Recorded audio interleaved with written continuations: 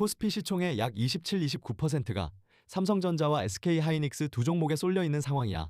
다들 7,500 돌파에 환호하고 있지만 사실 이건 전 국민을 홀리는 거대한 숫자 착시거든. 지수는 수직으로 솟구치는데 정작 내 계좌는 왜 자꾸 제자리인지 이제 감이 오지? 전설적인 투자자 하워드 막스가 경고한 그 강세장 3단계의 함정이 지금 바로 우리 눈앞에 펼쳐지고 있어. 남들 다 파티 즐길 때 홀로 뒤돌아서 출구를 찾는 투자 거물들의 은밀한 생존 공식. 지금부터 제대로 보여줄게. 그렇다면 지금 코스피 7,500 정말 안전한 건가? 2026년 5월 코스피가 7,500을 돌파하며 전 국민이 환호하고 있어. 하지만 이 축제 뒤에 숨겨진 시스템 리스크를 거물들은 이미 감지하고 있거든. 사실 이건 자산이 증식되는 기쁨이라기보다 남들만 벌까봐 두려운 포모가 임계점을 넘은 거야. 시장이 뜨거워질수록 내 수익률이 아니라 기대감만 잔뜩 부풀어 오르는 형국이라 더 냉정해져야 해. 그래서 이 시스템 리스크의 실체가 뭐냐? 바로 극단적인 쏠림 현상이야. 거물들이 감지한 위험 신호가 바로 이거거든. 지수가 예쁘게 올라가니까 시장 체력이 좋아 보이지? 하지만 속을 까보면 삼성전자와 SK하이닉스 비중이 전체 시총의 49%에 육박할 정도로 독점이 심각한 상태야. 건전한 성장이 아니라 기형적인 쏠림 현상이 지수를 억지로 끌어올리고 있다는 뜻이거든. 이건 우리 증시가 두 거인의 호흡기에만 의존하고 있다는 위험 신호야.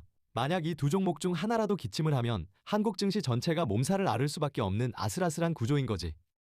분명 코스피는 사상 최고치라는데 내 종목만 파란불이라면? 이건 지수만 오르고 대다수 종목은 소외되는 지수 착시에 우리가 완전히 속고 있는 거야. 이건 시장이 건강해서가 아니라 일부 대형주가 만든 허상일 가능성이 크거든. 지금 내 계좌가 답답한 건 시장 탓이 아니라 이 착시 현상 때문인지부터 확인해 봐야 해. 이 착시가 왜 위험한지 전설적인 투자자 하워드 막스의 프레임워크로 지금 시장을 해부해보자고. 그는 강세장이 대략 3단계를 거친다고 분석했는데 지금 우리가 어느 지점에 서 있는지 냉정하게 체크해볼 때거든. 모든 시장의 거품은 똑같은 심리적 경로를 밟는데 현재 코스피의 광기가 어디쯤인지 파악하지 못하면 결국 고점에 물리는 비극을 피할 수 없어.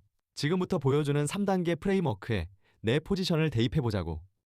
강세장 1단계는 극소수의 용기 있는 자들이 싸게 담는 시기라면 2단계는 투자자들이 드디어 깨닫고 돈이 몰려드는 구간이야.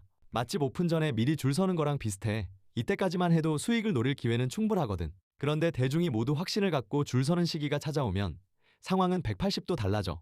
수익보다 리스크가 기하급수적으로 커지는 시점이지만 아이러니하게도 사람들은 이때 가장 큰 행복감을 느끼지. 지금이 바로 하워드 막스가 말한 가장 위험한 3단계라고 볼 수 있어. 보험을 해약한 돈까지 증시로 굴러들어오고 주식의 주자도 모르던 사람들까지 상승을 굳게 믿는 광기의 영역 말이야. 누구나 이번만은 끝없이 오를 거라고 장담할 때가 바로 파티가 끝나기 직전의 전조 증상이거든. 돈을 버는 속도보다 위험이 쌓이는 속도가 훨씬 빠른 국면이라 지금 올라타면 뒤늦게 설거지를 해줄 확률이 매우 높아. 이게 남의 일이 아니라는 걸 직시해야 해. 하워드 막스는 모두가 영원할 거라 믿을 때가 사실은 하락의 시발점이라고 일갈했어. 안전하다고 느끼는 순간이 오히려 가장 위험한 역설적 상황인 거지. 이건 너만 느끼는 공포가 아니라 데이터가 증명하는 시장의 차가운 원리거든. 모두가 이번에는 다르다며 눈을 감고 달릴 때 우리는 오히려 멈춰서서 출구가 어디인지 확인해야 생존할 수 있어. 그런데 지금 외부 환경도 과연 안전할까? 전혀 안전하지 않아. 차기 연준 의장으로 거론되는 초강경 매파 케빈 워시의 등장이 시장 유동성을 말려버릴 태세거든. 이 사람은 이미 강력한 양적 긴축, 즉 QT를 가속화해야 한다고 공개적으로 주장하면서 금리 인하 기대에 찬물을 끼얹고 있거든. 연준의 돈풀기가 이제는 수거 단계로 넘어간다는 확실한 경고나 마찬가지야. 이건 단순히 심리적인 위축이 아니라 시장을 떠받치던 달러 주입이 중단되는 물리적인 타격이지. 너희 계좌를 지탱하던 유동성 파티가 곧 끝날 수 있다는 얘기야. 여기에 중동의 지정학적 리스크까지 불을 붙이고 있어. 세계 해상 원유 물동량의 21%가 통과하는 호르무즈 해협이 이란의 봉쇄 위협으로 일촉즉발의 상황이거든.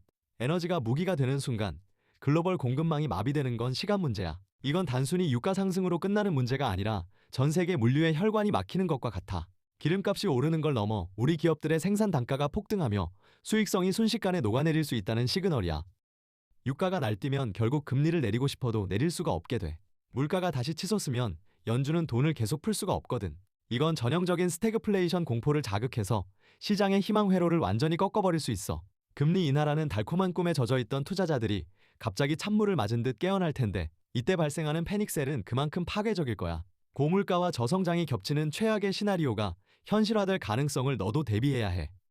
글로벌 긴축과 달러 강세가 겹치면 가장 먼저 도망가는 게 신흥국 시장의 외국인 자금이야.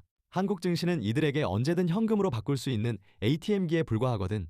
달러가 귀해질수록 우리 시장의 자금이 썰물처럼 빠져나가는 구조적 취약성을 잊지 마. 그런데 설상가상으로 내부에서도 균열이 시작됐어. 바로 반도체 시장이야. 성장률 둔화 전망이 주요 조사기관들을 통해 나오고 있거든. 영원히 돈을 쏟아부을 것 같던 이들이 지갑을 닫기 시작하면 그 끝은 당연히 한국 반도체의 수주 가뭄으로 이어질 수밖에 없어. 이건 단순한 비관론이 아니라 하이퍼스케일러들의 투자 사이클이 정점을 찍고 내려오는 자연스러운 흐름이야. 이 변곡점이 내 생각보다 훨씬 가까이 있다는 사실을 기억해야 해. 진짜 역설은 2026년 2분기부터 시작될 성공의 기저효과야. 작년 성적이 너무 완벽했기 때문에 이제는 전년 대비 성장률이 거꾸러질 수밖에 없는 구조적 한계에 부딪힌 거지. 시장은 언제나 성장 속도에 반응하는데 매출액이 늘어도 증가세가 둔화되면 주가는 여지없이 실망 매물을 쏟아내거든. 샴페인을 너무 일찍 터뜨린 대가를 반도체 업종 전체가 치러야 할 시점이 다가오고 있어. 이것은 반도체 비중이 압도적인 코스피 시장에 상당한 하방 압력을 가할 수 있는 신호야. 삼성전자와 SK하이닉스 실적에 미세한 균열이 발생할 경우 코스피 7500 지지선은 구조적 취약성 때문에 흔들릴 가능성이 매우 높아. 지수의 절반을 떠받치던 두 기둥이 흔들리면 한국 증시 전체가 시스템 리스크에 직면한다는 이야기야. 이건 주가가 좀 내리는 차원의 문제가 아니라 지수 자체의 신뢰도가 붕괴하는 사태거든. 모두가 우량주라고 믿고 담았던 종목들이 지수 하락의 방아쇠가 되는 공포. 이게 지금 우리 앞의 현실이야. 지금 우리가 직면한 7500이라는 숫자가 얼마나 아슬아슬한지 이제는 인정해야 할 때야. 하락의 도화선이 당겨지면 빚내서 투자한 개미들의 신용 물량이 연쇄적으로 터지는 강제 청산 시나리오가 현실이 돼. 미수와 신용은 오를 땐 부스터지만 내릴 땐 너를 낭떠러지로 떠미는 흉기로 변하거든. 반대 매매가 또 다른 매물을 부르는 연쇄적 매도세가 시작될 경우 지수는 예상보다 깊은 하락 국면에 진입할 수 있어. 지금이라도 내 자산 중에 레버리지 비중이 얼마나 되는지 반드시 점검해봐야 해.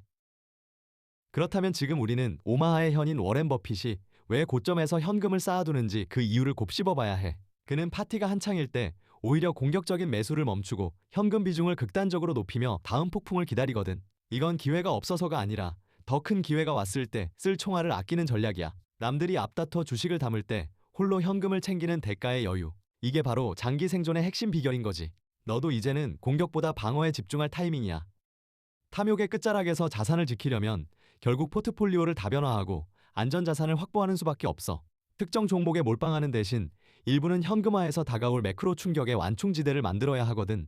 이건 수익률을 포기하는 게 아니라 다음 하락장에서 가장 싼 가격에 우량주를 줍기 위한 선제적인 포석이야. 시장이 공포에 질렸을 때 웃으며 쇼핑할 수 있는 자산가가 되고 싶다면 지금 당장 욕심부터 덜어내는 연습을 시작해봐. 코스피 7500은 취할 때가 아니라 차분히 관망하며 뒤를 돌아볼 때야.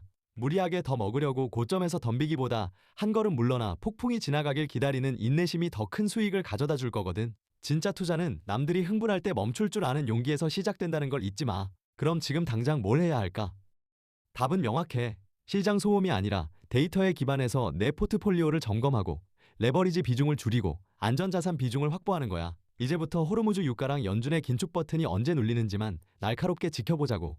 넌 이번 광기에 대비해 어떤 자산 방패를 만들었는지 댓글로 공유해줘. 진짜 돈 되는 데이터 계속 챙겨보고 싶다면 구독도 챙겨두고